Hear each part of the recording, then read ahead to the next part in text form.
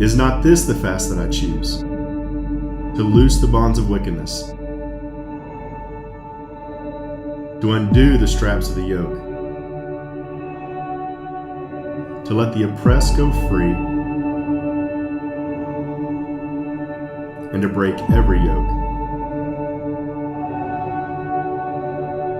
Is it not to share your bread with the hungry and bring the homeless poor into your house? And when you see the naked, to cover him, and to not hide yourself from your own flesh. And your ancient ruins shall be rebuilt, and you shall raise up the foundations of many generations. And you shall be called the repairer of the breach, the restorer of streets to dwell in.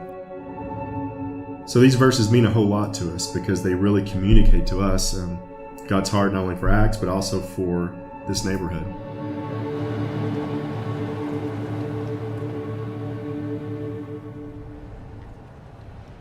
About 10 years ago, the Lord really put it on our heart to plant a church in the downtown Waco area.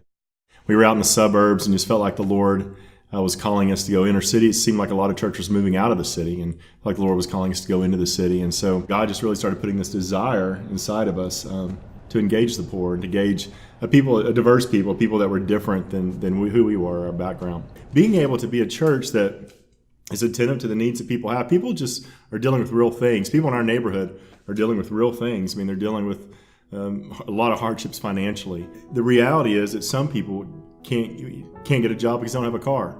So if somebody could really get a job, just if a car is really the only thing holding them back, well, should the church not be the person that steps in and begins to work with them and help them figure out how to get a job, how to get a car, how to become homeowners? The main thing that the church has helped me with, I think, is just building my self-esteem, knowing my worth. When I first started coming here, I was very stressed, isolated, stressed to the point where I had bald spots. They blessed me with a car. They blessed me with a house, money for my house. The church got you. Yes. The church blessed me with the vehicle, paid in full, so I didn't have to worry about payments or anything, because I couldn't afford payments if they did give it to me that way. So, yeah, just knowing that people love you so much, they want to help you, and it didn't feel like a handout or they felt sorry for me. It was just like they genuinely wanted me to have a vehicle so I could be productive, and it was amazing to know that they did that.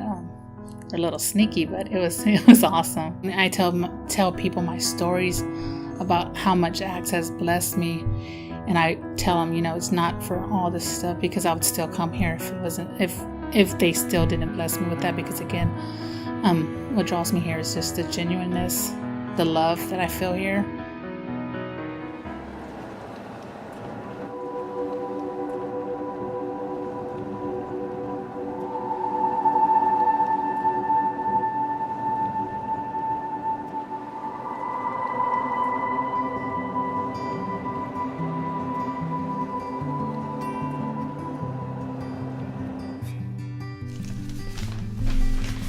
So this is the floor layout for our building.